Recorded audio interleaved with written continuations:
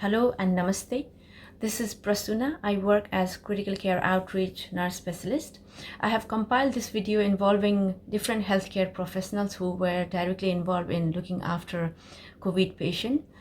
The rising numbers of COVID cases in Asian countries was the main trigger for me to create this video so that we can share our experience, how we manage this patient, what were the challenges. So thank you everyone for giving your valuable time and sharing your experiences. I really appreciate. My name is Riaz. I'm one of the acute medical consultants at Ealing Hospital, and my experience with COVID patients are, firstly, when anybody with suspected COVID comes in, often they're presenting with fever or cough or breathlessness, and it often would take up to 48 hours before a COVID swab would come back.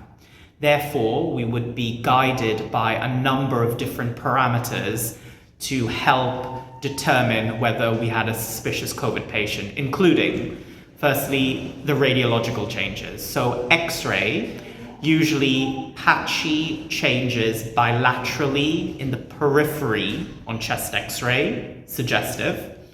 Then you would have lymphopenia, so low lymphocyte counts, again, suggestive. We would then often have patients with a high CRP, and often we would be seeing the CRP in the hundreds. Again, highly suggestive of COVID. Anecdotally, there would also be sometimes hyponatremia and deranged LFTs often associated, but X-ray changes, lymphopenia, and CRP would be highly suggestive, and those patients would be treated and isolated as COVID.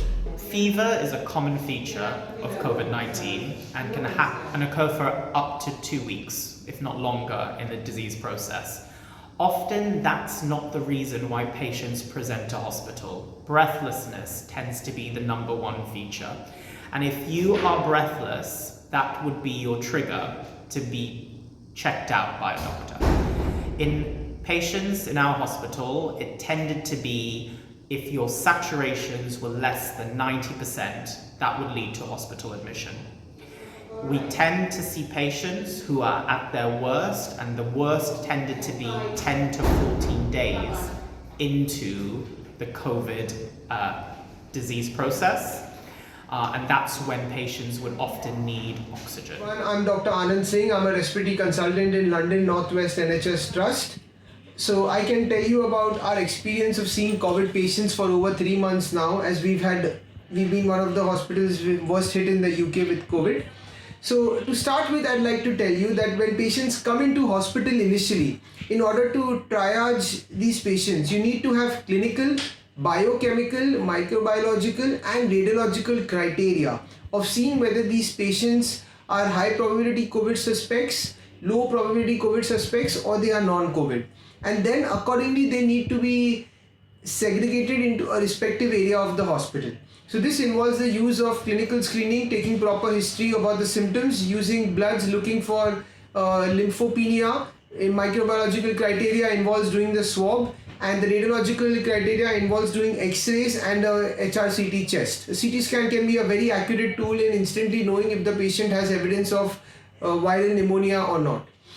Now, coming to the management of these patients, it has been a challenge because of the infection control reasons and because of the fact that there's been a sudden surge in this. I suspect this is something that is a universal challenge across all continents. What we have adopted is something called a spaces approach. When the patient is admitted to the ward, high dependency unit or ICU, what we follow and we suggest is that the healthcare professional who is seeing the patient, whether it's a doctor or a nurse, at that point of time that they go in to see the patient, they should take the observations of the patient, like their oxygen, blood pressure, respiratory rate. They should make whatever changes are required in the drug chart, give whatever injections are needed, and do whatever is clinically indicated. All this should be done by one person in one setting so that it minimizes exposure of the staff repeatedly. I would suggest, based on our hospital experience, try and use medicines that have a longer T-half, which need less frequent dosing a day, as this reduces exposure of the staff in terms of patient contact. Coming to management of respiratory failure, it is very important that you have a strategic approach to managing patients with respiratory failure. As soon as patients have an FiO2 requirement of above 35 to 40%, at that point of time you should be encouraging them to prone, actively teaching them what proning is. We found this to be very useful. Again, once a patient's FiO2 requirement is around 40%, you should be thinking about putting them on CPAP. And by the time they reach an FiO2 of 60%, they definitely should have been on CPAP therapy. That's continuous positive airway pressure. Just to clarify, this is not BiPAP. The use of proning and CPAP has helped us avoid intubation in about 45 to 50% of these patients who have gone home successfully. And it is something which is very useful, and I think this is something that should be adopted by everyone. With regard to patients who have failed the trial of CPAP, once a decision has been made that they are for ICU, then definitely they need to go to ICU. But the important point to take home from this is that proning and CPAP are essential and they need to be done early on. This is saving lives, reducing the hospital stay and reducing the need for admission to ICU. Because once a patient goes to ICU, they require various types of support and they have various other complications which can be avoided if you manage them successfully with proning and CPAP. So to summarize, I'd like to tell you, have a good infection screening criteria at the front door of your hospital on admission. Use clinical, microbiological, radiological criteria to triage out the patients as high risk, low risk COVID suspects. Make sure that the healthcare professionals who are seeing the patients try and do as many things they can at one time in terms of observations, clinically caring for the patient, giving the necessary dose of medicine, etc. Make sure that patients who have respiratory failure are early on encouraged to have proning and are given CPAP therapy. But be alert, if they are failing a CPAP trial and if they are deteriorating, then they do need to go to ICU. And to also add a small note is that the virus does affect the multiple organs in the body as well. There have been a few rare cases of glomerulonephritis, myocarditis and even intracranial bleeds associated with the COVID infection. It is very rare, but it's something to be alert to and always monitor for these. I'm one of the respiratory registrars working on the respiratory ward during the COVID pandemic, and one thing that we found is the use of non-invasive ventilation in patients with COVID-19 disease has helped delay quite a bit of intubation in patients. So what we found is patients who are very tachypneic, the respiratory rate above 30 and increasing oxygen requirements, if they're carefully selected, so patients who are physiologically strong, do not have too many comorbidities, can often do well on CPAP. So we find patients stay on CPAP normally anywhere between 4 to 6 to 7 days. We've had patients on 8 or 9 days who have come off quite well.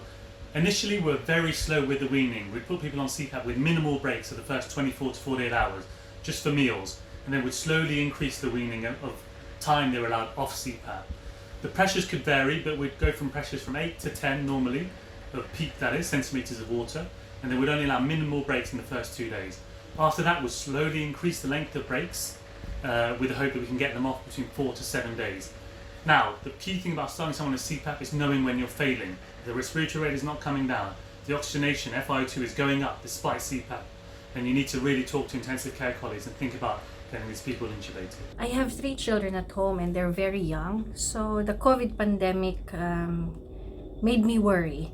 Because also I am a breastfeeding mom and I have 2 other children I have to look after, and you worry, that whether you're going to contaminate them when you go home.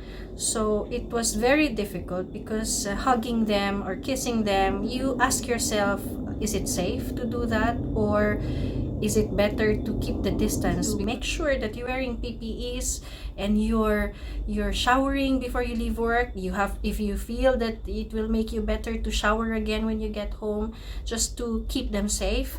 From my matron's perspective of managing COVID, it's been a very stressful time. Our biggest problem at the beginning was our priority to keep our own staff safe.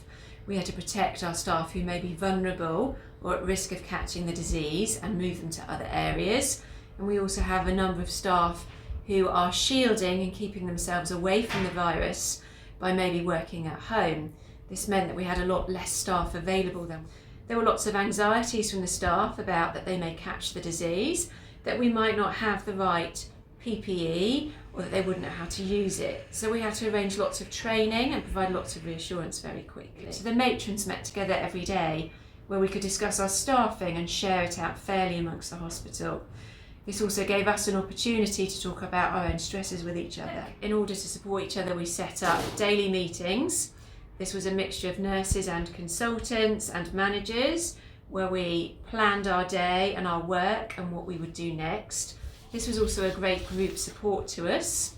And our key learning from this was that teamwork is key, and you need to break down the barriers perhaps between the different specialties, and the consultants need to work with the nurses at ward level and the doctors at a more junior level, along with the medical students and the nursing students. Stress at the beginning was that this was very new, and it crept upon us slowly, and then it rocketed past so fast.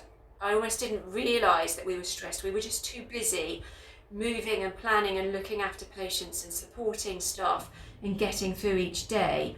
And now that we've come down off that peak, there's this realisation and pride in what we managed to achieve in such a short space of time, and a realisation of the good stuff that we did, but most importantly, how we need to be prepared for these things, because we're still in it and we're still thinking about what might happen next and how we could be better prepared for either a second wave or something similar. And that feeling doesn't quite go away. We're not comfortable yet to be relaxed about it. What I've learnt the most is that despite everyone being absolutely terrified and really scared, everyone's come together, and the most important thing is everyone working as a team. I've learnt so much off the ITU nurses and the CCOT nurses out here, and they've taught me how much better to care for patients, how much holistic care is important. I've managed to do loads of things that I never thought I'd ever be able to do. We've been setting up syringe drivers, looking after the patients, helping prone the patients, and everyone just works together and comes together and works for the better outcome of each individual patient. It's been a really hard and challenging time, I have to say, because everything suddenly changed and we start looking after a completely different target of patient from the one they used to do before. From a day to another, everything changed, from the management to even the task force that is working in the front line, looking after all these patients affected by coronavirus that require ventilator, non-invasive ventilator mainly. Most of them require to be intubated. We used to work on normal medicine work, but we suddenly became an acute medicine, wearing a really heavy amount of PPE to protect ourselves and to protect every person that we will get in touch with from the coronavirus. So you have minimal break, you're feeling hot, you wear a really tight mask on your face for even 10 hours straight. I personally developed a pressure damage on my nose bridge wearing one of them, wearing one on FFP3 mask. Okay, hello, my name's Kirsty. I work for the London Ambulance Service. Since the start of COVID, work has been pretty stressful. Every day has been different. There's been new changes coming in to deal with all the ongoing changes of COVID. It's been really stressful, but we've worked well as a team, and I think we've pulled together. Our team leaders are very supportive, and they try and keep us as updated as possible on all the changes. But it's just been quite stressful, and constantly having to be prepared for whatever comes next, really.